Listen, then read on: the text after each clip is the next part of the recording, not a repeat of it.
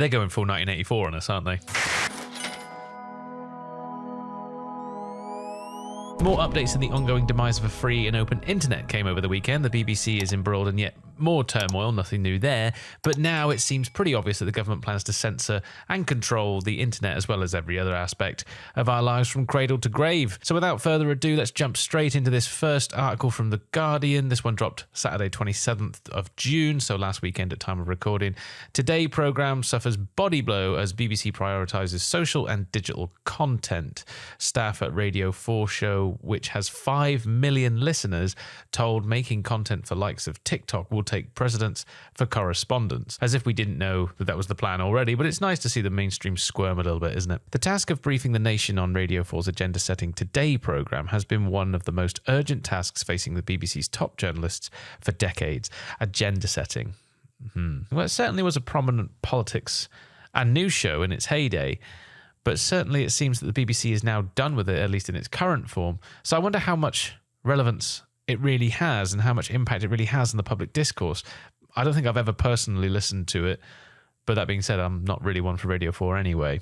Insiders at the corporation, so once again, no named source, journalistic integrity, ladies and gentlemen, however, say that duty has effectively been downgraded after an edict that will result in correspondents prioritising making content for TikTok, Instagram and other digital platforms. So there you have it, ladies and gentlemen. The BBC top brass is no longer even trying to hide it. They are a socials first brand and soon to be a socials only brand. Once again, calling into question why we need a licence fee.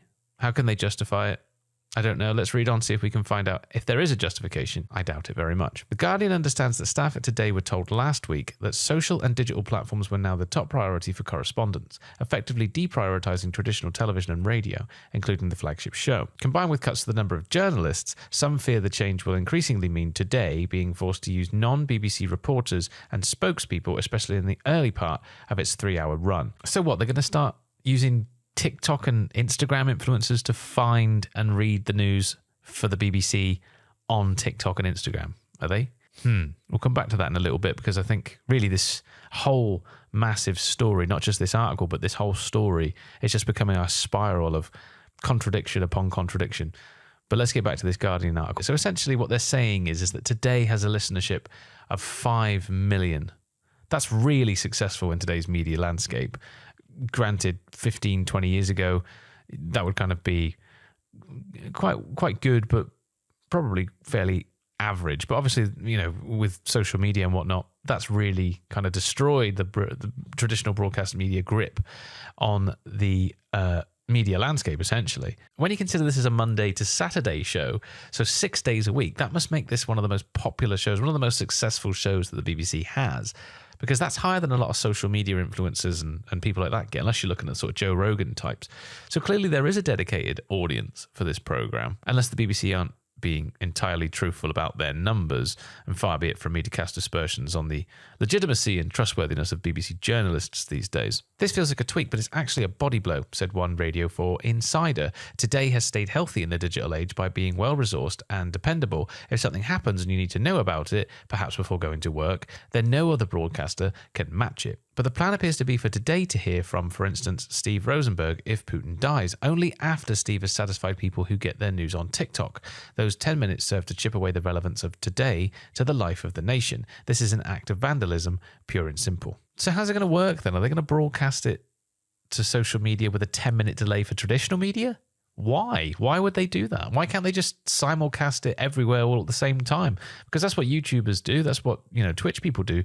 You stream it to as many platforms as possible to get as big an audience as possible, to reach as many people as possible. This is the news. This is supposed to be media. This is supposed to be something that everybody should be aware of. So why are they not trying to broadcast it everywhere simultaneously? Unless the sentiment from this Radio 4 insider is accurate and that this is just a real drive to destroy traditional broadcast in favour of socials first and then ultimately socials only. And to be honest with you, I get it, because there's no future for these platforms. They are set to go the way of the dodo, and before too long, I might add, because, you know, the audience that relies on them is getting older and therefore is not going to be around as long as, you know, those 20-year-olds that are all over socials and stuff. And I get that. It makes absolute sense. But it just feels like there's no need to do this unless you're trying to speed that online-only audience up. You're trying to push that online thing, that online-only thing, today rather than tomorrow. And I don't really get the likes of Steve Rosenberg on social media. I mean, he's like 60 years old. So how is he going to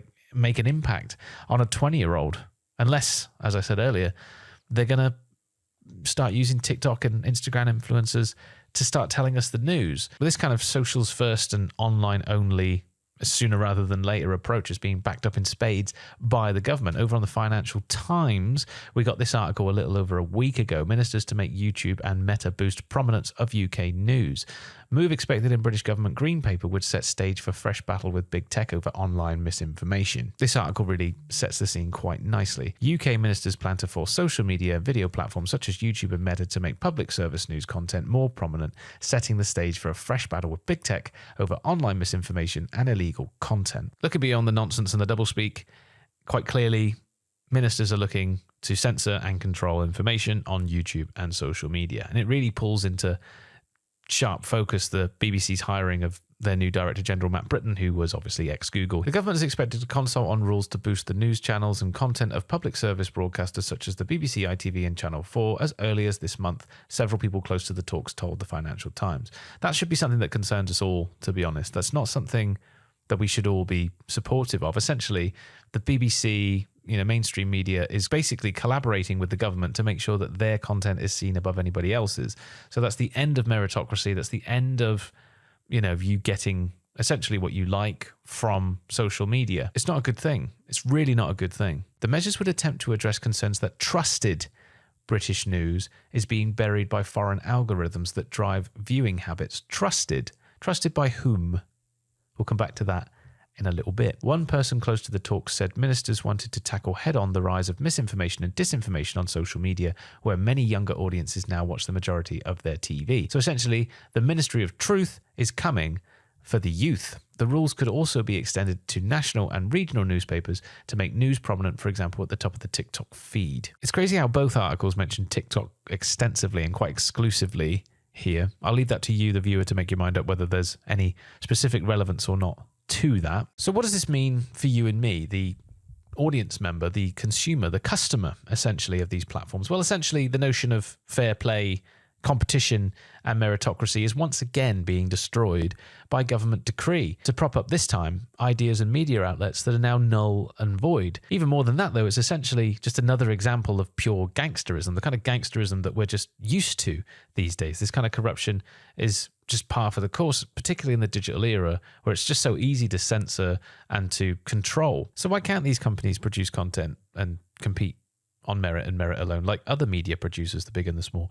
Well, it's because they can't compete on merit. And so that's why they're collaborating with the government to capture that social media space, to capture and capitulate the algorithm in their favor. At what point are we supposed to believe that there's a free and independent media in Great Britain? After all, we've known that the BBC are captured forever. After all, how can you be independent of government will when you are solely dependent on government decision and whether to prop you up or not via the license fee? And so all this new drive for control of the social media space is prove that impartiality is impossible, because surely now the mainstream is going to rely on the government to be that bully to social media companies to ensure that they stay on top of the pile forever. What do the government get for that? Well, they get mouthpieces delivering you the government approved line. And that might be great if, for instance, you support the current government. But what if, that alternative government comes in and then you are bound by whatever the government says via the BBC, for instance? That's not a good thing, is it? That's not free and independent journalism, which is what we really, really need. The consultation that's mentioned in the Financial Times is actually live over on gov.uk, so let's head over there and take a look at what they have in store for us. Open consultation, watch this space, a new strategic direction for UK media, Green Paper and public consultation. Summary, the government is consulting on measures to ensure our media, and television in particular, can continue to play its vital and important role in our society and our democracy. This consultation closes at 11:59 p.m. on the 31st of August 2026, and this is something you can actually take part in. So I'll leave a link below in the description if anybody does want to take part. But it's this description that I think speaks absolute volumes, so let's check it out. At its best, our media provides the basis of a cohesive country and a healthy democracy. Couldn't agree more, and that's why a free and independent media is essential, and that's why it's such a shock and such a shame that we don't have one. It provides a base of shared understanding and is this common ground on which a country is built, or in its current form, is a perfect device in which to divide a country and help it fall. But anyway, let's carry on. The Department for Culture, Media and Sport is consulting on a comprehensive set of proposals to ensure our media and television in particular can continue to play its vitally important role in our society and our democracy. And this next bit is what I'm trying to highlight for you all. These articles, that YouTube deal that was struck a few months ago, the ongoing license fee talks which are happening in the background at Downing Street,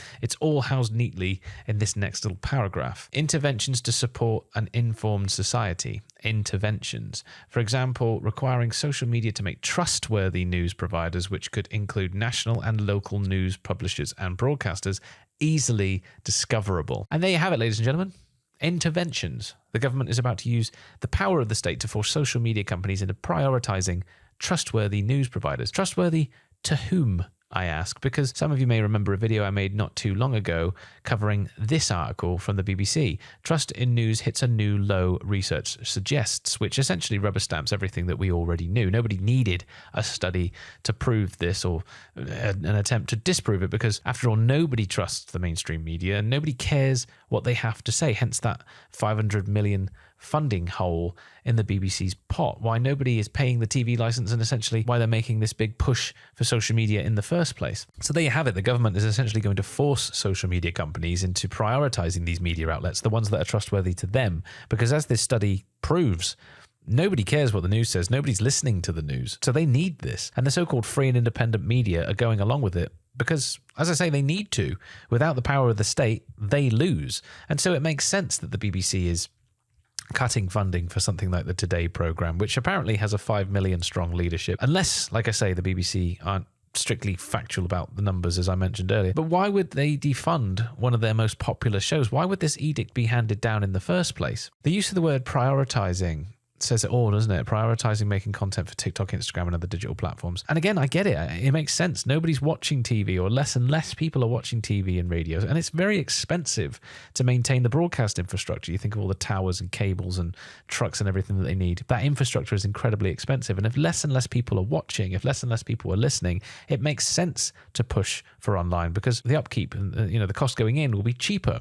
But again, if socials is the real drive, if online is the platform that they want to capture, and the government is going to help them, do that and take over this space, again, it calls into question whether there should be a license fee at all. Remember, there's no cost to entry with social media, short of a camera and the will to do it. And the BBC has a ton of cameras and it's got loads of presenters that are willing to do it. And we're all just kind of sat, aren't we, waiting for the license fee discussions to conclude. After all, you've got to remember that license fee as it currently stands, the license as it currently stands, expires in December 2027. And so I'm sure they're going to try and rope in a number of crazy things. There's a lot of talk online about how they're going to try and rope in council tax, or they're going to basically bring in Netflix and the like under that license fee.